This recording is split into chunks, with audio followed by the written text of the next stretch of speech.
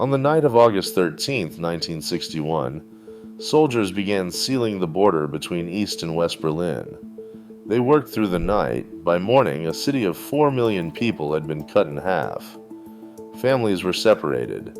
Streets that had been open hours earlier were now blocked. And the Western powers, who had soldiers stationed in the city, who had promised to defend Berlin, did nothing.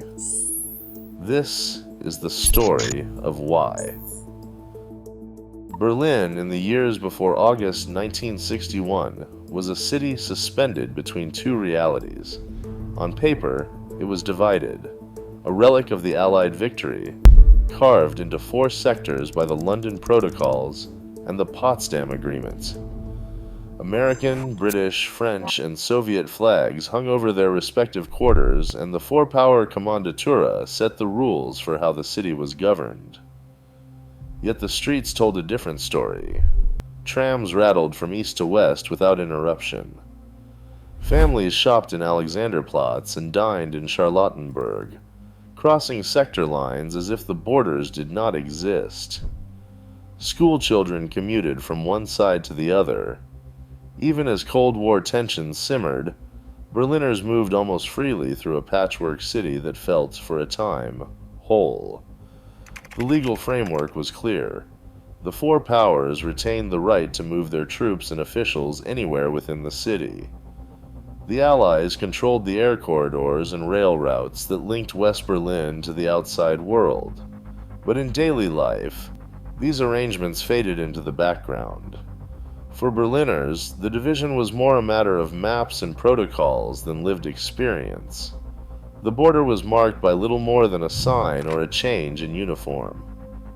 West Berlin, an island of the West deep inside the Soviet zone, remained open and vibrant, a showcase and a challenge to the communist system that surrounded it.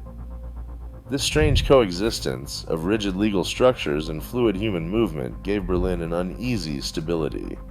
The city appeared stable, even as it sat atop a fault line. The paradox was obvious. A metropolis under four flags, with armies and diplomats on every corner, and yet a place where the separation, for most, was invisible until in a single night that illusion was shattered. By the summer of 1961, Berlin's open borders had become the fault line of Europe's Cold War. The illusion of normalcy was breaking down under the weight of human movement. Since 1949, more than 3.5 million people had slipped out of East Germany. Families, students, entire professions vanishing westward. In July alone, nearly 30,000 crossed through Berlin, most of them young, educated, and skilled. East Germany was bleeding engineers, doctors, teachers, and technicians, those it could least afford to lose. Each departure left another gap in hospitals, schools, and factories, threatening the very survival of the socialist state. Walter Ulbricht, the East German leader, faced mounting pressure. On June 15, 1961, standing before an international press corps, he declared in clipped German, "Niemand hat die Absicht, eine Mauer zu errichten." In English, that means, nobody intends to put up a wall.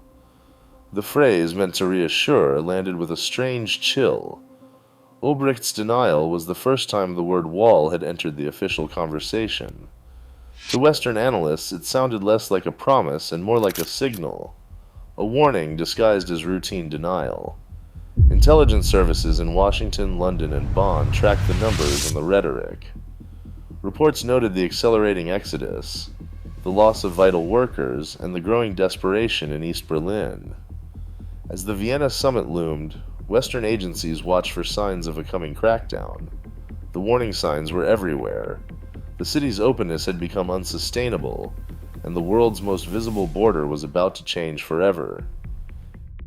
In June 1961, Vienna became the stage for a confrontation that would redefine the meaning of Berlin in the Cold War.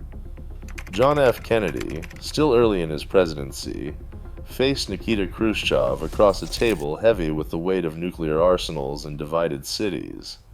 The two men spoke bluntly. Khrushchev threatened a separate peace with East Germany, and warned that any Western attempt to interfere with Soviet interests in Berlin would be met with force. Kennedy, pressed by the memory of the refugee crisis and the relentless exodus from east to west, measured every word. He left the summit shaken, not only by Khrushchev's confidence, but by the realization that Berlin was no longer just a test of wills. It was a tripwire for nuclear war. Kennedy's private notes from Vienna reveal a president haunted by the prospect of escalation. The question in Washington shifted almost overnight. No longer was it whether a border closure could be tolerated, but whether stopping it might trigger catastrophe. In White House meetings, the language hardened. One phrase, spoken quietly but with finality, captured the new logic. A wall is a hell of a lot better than a war. This was not a slogan, but a grim calculation, an acceptance that in a world balanced on the edge of annihilation, even a brutal barrier could be seen as the lesser evil. The moral clarity of protest gave way to the muted logic of survival. In Vienna, the Cold War's front line became a boundary that no one dared to cross. Shortly before midnight on August 12, 1961, the quiet of Berlin's streets broke under a new kind of order. Trucks rolled out, headlights off, carrying rolls of barbed wire and steel posts. At 11 p.m., East German police and soldiers fanned out along the city's invisible seam, working from sealed instructions opened only hours before. Within minutes, barbed wire snaked across 155 kilometers of city blocks, train tracks, and fields, slicing through neighborhoods and tram lines. Roadways were blocked, crossings barricaded, and by dawn, the first crude wire fence had become an unmistakable frontier. The operation moved with a speed that defied response. Phone lines linking East and West Berlin went dead, silencing any warning that might have spread. Only a handful of top East German officials had known the exact moment. Most border guards learned their orders as they reported for duty.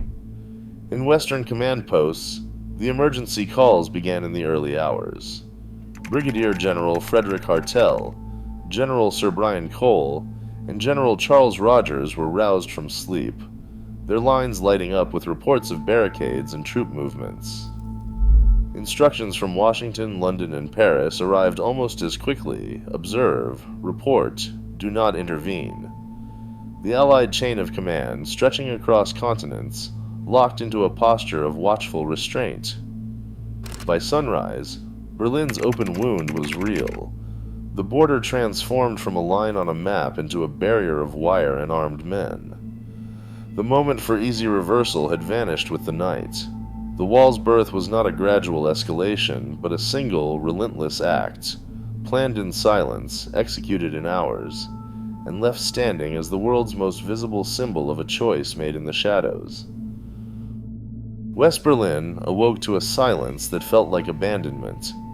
The border was sealed, the city split, and the world's attention drifted to the language of statements and cables.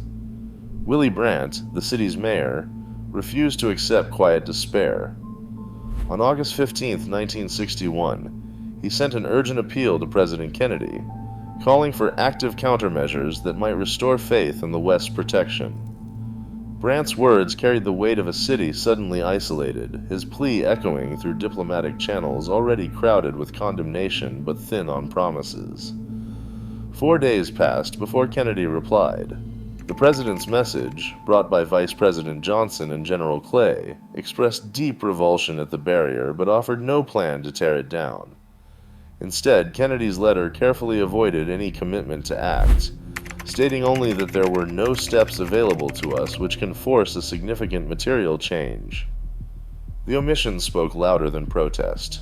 The Western powers denounced the wall in speeches and communiques, yet their restraint became unmistakable. In West Berlin, the lesson was clear. Words would cross the new border, but help would not. Three forces shaped Western restraint as the Berlin Wall rose. First, leaders in Washington, London, and Paris saw that any move against the barrier risked a direct clash with Soviet troops and the possibility of nuclear war. The memory of Vienna and Kennedy's warning that Berlin could trigger catastrophe weighed on every decision. Second, the wall stopped East Germany's collapse. The steady flight of engineers, doctors, and students threatened to empty East Germany. Sealing the border halted this exodus overnight, bringing a harsh stability that some Western officials quietly accepted. Third, Khrushchev used a legal loophole.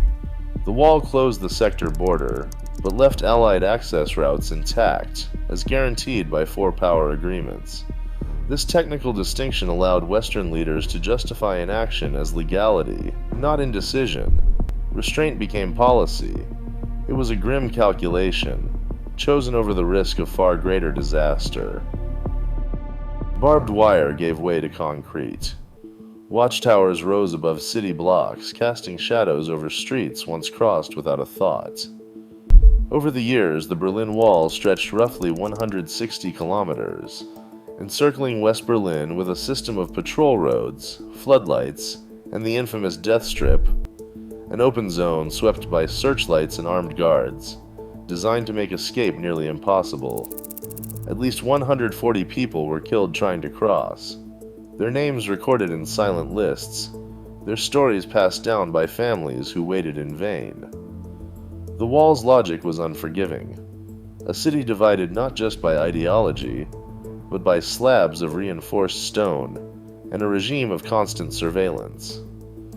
Families found themselves split for decades, a mother on one side, a son on the other, separated by a wall that answered only to politics.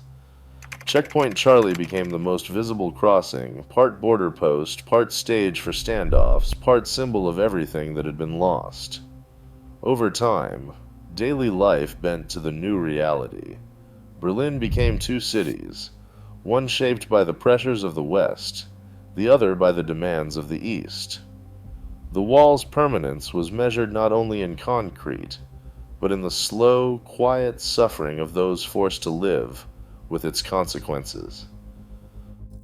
The logic that let the wall rise, a wall is a hell of a lot better than a war, still echoes wherever peace is weighed against justice. Today, lines are drawn and choices are justified, always with unseen costs. History reminds us, what seems necessary in crisis can leave scars that last for generations.